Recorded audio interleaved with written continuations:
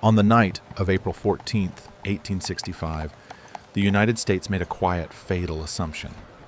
The danger was over. The Civil War was ending. The guns were falling silent, and Washington, D.C. was finally allowing itself to breathe. Inside Ford's Theater, nearly 700 people sat shoulder to shoulder laughing at a comedy meant to symbolize a return to normal life. Applause filled the room. Relief settled in. And that was the opening history needed. Earlier that day, President Abraham Lincoln had dismissed yet another death threat, one of thousands he had received since taking office. They no longer felt urgent. They blended into the background of power. Tonight wasn't supposed to be about danger. No war briefings, no generals, just a play, his wife at his side, and a city eager to believe the nightmare was over. What Lincoln didn't know, and what no one in that theater understood, was that this wasn't a night of peace. It was a countdown already in motion. While the audience focused on the stage, a man moved calmly through the building, not hiding, not rushing, but walking with the confidence of someone who belonged there. He didn't need to force his way inside. He didn't need to overpower anyone. He didn't need chaos. Every layer of protection around the president relied on a single, fragile belief that no one inside the room would dare to act. That belief was wrong. Within the next hour, a single gunshot, soft, brief, and partially drowned out by laughter would do what 4 years of war could not. It would erase a leader, redirect a nation, and expose how easily attention collapses when people feel safe. This was not a random act, and it was not an explosion of rage. It was a precise moment, chosen carefully, executed quietly, and misunderstood just long enough to succeed. By the time confusion replaced applause, the damage was already irreversible.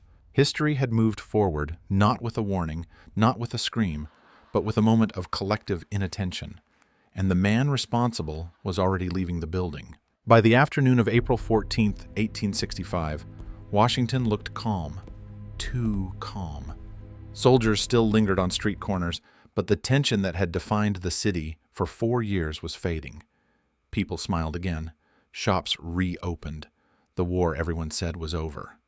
President Abraham Lincoln spent the day doing what he had always done, working through paperwork, meeting officials, talking about what came next. He spoke about rebuilding the Union, about welcoming the defeated South back without executions or mass punishment. To him, the fighting was finished. The country needed to heal. But outside the White House, not everyone agreed. For some, Lincoln's mercy felt like an insult. They hadn't just lost a war, they had lost power, identity, and the future they believed in. And that loss didn't fade quietly. It hardened. That anger didn't show itself in crowds or riots. It lived in private rooms, whispered conversations, and people who felt history had moved on without them. As evening approached, Lincoln made a decision that seemed harmless. He would go to the theater. The newspapers had already announced it. Canceling now would look strange, even cowardly. Besides, he had gone out before. Nothing had happened. His routine had become familiar, predictable. Security reflected that confidence. Protection was light. Guards rotated casually. No one expected trouble on a night meant for laughter. Lincoln climbed into his carriage with Mary Todd and rode through streets that felt safe for the first time in years. At Ford's Theater, the audience was already seated, the orchestra warming up. There was no sign of danger, no visible threat, no sense that anything was wrong. That was the problem. When people believe the crisis has passed, they stop looking for it. And somewhere nearby, someone was counting on that. The war might have ended for the country, but for one man, it had reached its most important moment. While Lincoln was being welcomed with applause, the final move of a different battle was already underway. John Wilkes Booth did not arrive at Ford's Theater like an intruder. He walked in like someone returning to work. No hesitation, no disguise, no urgency. He had performed on this stage before, memorized its rhythm, learned its blind spots. He knew which stair creaked under pressure, which hallway stayed dark after sunset, which doors were watched, and which ones were usually ignored. That familiarity was his greatest advantage. Booth wasn't planning a violent outburst. He was executing a routine. To everyone who saw him that night, He looked exactly like what he was known to be, a respected actor, moving confidently through a familiar space. No one stopped him because no one thought to. This wasn't a breach of security. It was the absence of suspicion. Booth had already failed twice before attempting to kidnap the president when the opportunity seemed right. Both attempts collapsed when Lincoln changed his schedule at the last minute. This time, Booth wasn't chasing the president. He was waiting for him. The difference mattered. Earlier that day, Booth had prepared the escape. A fast horse was secured behind the theater, positioned for a clean break south through Maryland and into Virginia. He wasn't improvising. Every step had been rehearsed in his mind long before the night began. Inside the theater, Booth moved with purpose. He waited for moments when staff cleared the hallways. He climbed the stairs slowly, listening, counting footsteps. When no one was watching, he pulled a small tool from his coat and drilled a narrow hole into the door of the presidential box, just wide enough to see inside. He worked carefully, collecting the wood shavings so nothing would be noticed. A single mistake here would end everything. It didn't happen. Booth then placed a simple wooden brace nearby, something ordinary, easy to overlook. Later, it would turn the door into a lock from the inside. Quiet, effective. He noticed something else, too. The box's lock was already broken. No force required, no obstacle. That detail alone told him everything he needed to know about how seriously security was being taken. Booth left the theater calmly and returned to his hotel. The hardest part was done. All that remained was timing. He carried a small Derringer pistol, compact, enough to hide, powerful enough to kill at close range. He also carried a knife. Not as a primary weapon, but as insurance. Booth wasn't reckless. He planned for resistance. He planned for chaos. What he couldn't plan for was hesitation. And so he waited, listening for the play to reach the moment he needed. A single line, a single burst of laughter, one instant when sound itself would protect him. When that moment came, there would be no second attempt. Nothing about that night collapsed all at once. There was no dramatic breach, no alarms, no confrontation. What failed was attention. What failed was routine. And what failed most completely was the assumption that danger announces itself before it arrives. The system protecting the president had grown informal, shaped by habit rather than urgency. Guards rotated casually. Positions were assumed rather than confirmed. The belief was simple. The war was ending, the city was calm, and the president had appeared in public many times without incident. That belief lowered every standard without anyone noticing. The most experienced officer on Lincoln's detail had just finished a grueling shift and wasn't present that evening. His replacement was not part of the regular rotation. At some point during the performance, that guard left his post entirely and went to a nearby saloon. No one replaced him. No one questioned it. Inside the theater, no systematic checks existed to control who moved where. Staff recognized familiar faces and waved them through. Booth didn't sneak. He didn't lie. He didn't rush. He simply moved as if he belonged, and because he did belong there once, no one challenged him. That is how security fails in real life, not through force, but through familiarity. Warnings had existed. Earlier in the day, concerns were voiced. Suggestions were made to cancel the appearance or increase protection. They were dismissed as unnecessary. Canceling would look fearful. Extra security would send the wrong message. Normalcy had become the priority, even if it came at a cost. By the time the play began, the conditions were set. The president was seated in an elevated box with limited exits. The door behind him could be blocked. The hallway outside was unguarded. Staff attention was focused on the stage, not the audience. Each failure alone seemed insignificant. Together they formed a perfect corridor of opportunity. Booth didn't need to overcome the system. The system stepped aside for him. That is the most uncomfortable truth of the assassination. It wasn't the result of extraordinary genius or overwhelming force. It was the result of ordinary people doing ordinary things at the worst possible moment. When the opportunity finally arrived, it looked invisible. No one inside Ford's theater realized that the danger wasn't approaching. It was already standing behind them, waiting for the noise to rise just high enough to disappear inside it. As the play moved toward its final act, John Wilkes Booth stopped watching the stage and started listening. He knew this script. He had performed it before. He knew where the laughs landed, where the audience leaned forward, where the noise peaked and swallowed everything else.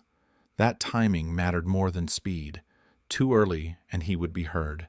Too late, and the moment would be gone forever. Booth waited in the shadows near the stairs, tracking the rhythm of the dialogue like a countdown. Inside the presidential box, Abraham Lincoln sat relaxed, smiling, focused on the performance. Beside him were guests unaware that the space behind them had already been altered. The hallway outside the box was empty. No guard, no interruption. Booth approached the door, calmly handed a calling card to the footman seated nearby, and was waved through without hesitation. There was no confrontation because there was no suspicion. Booth closed the door behind him and jammed the wooden brace into place, sealing the entrance. From that point on, there was only one way out. He leaned toward the small spy hole and confirmed what he already knew. Lincoln was right there, less than 3 feet away. On stage, the actor delivered the setup. Booth's hand tightened around the pistol. His heart raced, not from fear, but from precision. This was the instant he had been waiting for. The punchline landed. The audience erupted in laughter. The sound filled the theater, rolling upward, drowning out everything else. Booth stepped forward, raised the Derringer, and fired once, directly behind Lincoln's left ear. The shot was sharp, but brief, swallowed by applause. For a second, nothing made sense. Mary Todd Lincoln turned in confusion. The audience kept laughing. Many believed it was part of the performance. Then Major Henry Rathbone lunged. Booth dropped the pistol, drew his knife, and slashed Rathbone's arm to the bone. Blood appeared. Screams followed. Booth vaulted over the railing, his boot catching a flag as he fell. He hit the stage hard, his legs snapping beneath him, but he stood anyway. Pain didn't matter anymore. He shouted a phrase meant for history, then vanished through the wings as chaos exploded behind him. By the time people understood what had happened, Booth was already limping toward the back exit. Outside, the horse waited exactly where it had been left. Booth mounted and disappeared into the night. Inside the theater, the laughter had stopped. In its place was panicked disbelief and the realization that the unthinkable had just happened. The war might have ended, but in that moment, America entered a different kind of darkness. For several seconds after the gunfire, no one understood what had happened. The play had trained the audience to laugh, not to react. Confusion spread slowly like a delayed shockwave. Some people stood, others froze, a few still clapped, unsure whether the violence was part of the performance. Inside the presidential box, blood was now visible. Abraham Lincoln had collapsed forward, unresponsive. His wife screamed for help as those closest realized the truth too late. Soldiers in the audience moved instinctively, but without coordination. There was no command, no plan, only panic. Lincoln was lifted from his seat and carried out of the theater, not to a hospital, but across the street to the nearest boarding house. Doctors were summoned. They examined the wound and quickly understood there was nothing to be done. The bullet had entered the back of the president's head and lodged deep in his brain. He would never wake up.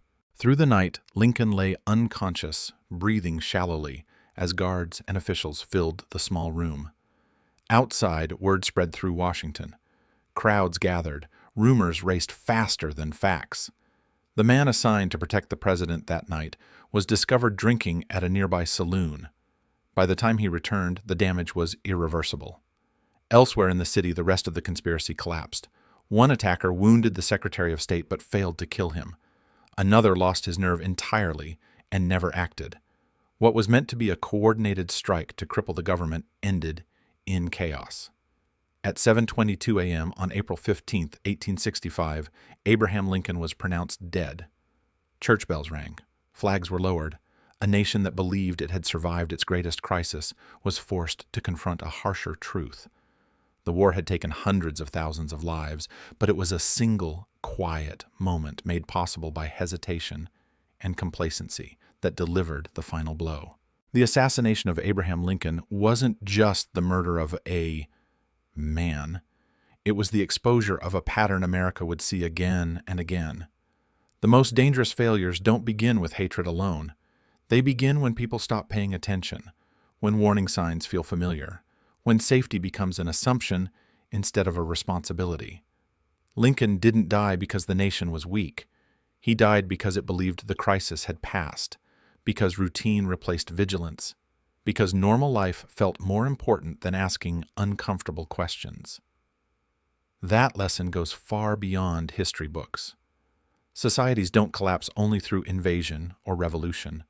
They fracture through complacency, ignored risks, and the quiet belief that it can't happen here. The same logic applies to institutions, communities, and even personal lives. The moment we relax our awareness is often the moment we become most vulnerable. This story still matters because it isn't finished. It repeats itself in different forms, in different eras, wherever power, trust, and assumption intersect. History doesn't always return with armies. Sometimes it returns with a single individual and an opportunity no one bothered to close. If this story made you think unsettled, or changed how you see safety and responsibility, help keep these conversations alive.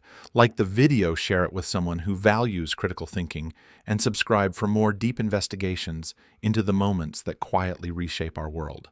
Because understanding the past isn't about fear, it's about staying awake.